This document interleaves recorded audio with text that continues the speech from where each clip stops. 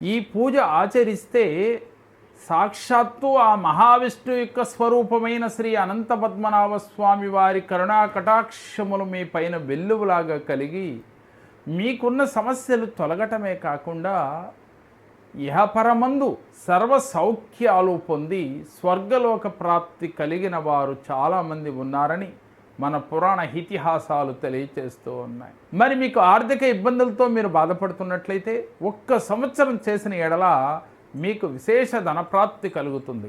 మీరు చేస్తున్న వృత్తి ఉద్యోగ వ్యాపారాలలో ఆర్థిక అభివృద్ధి కలుగుతుంది. మరి సంతానం లేక బాధపడేవారు ఈ పూజ ఆచరించినట్లయితే మీకున్న నాగదోషం కాలసర్పదోషములు తొలగి శీఘ్రమే సంతాన ప్రాప్తి కలిగి తీరుతుంది.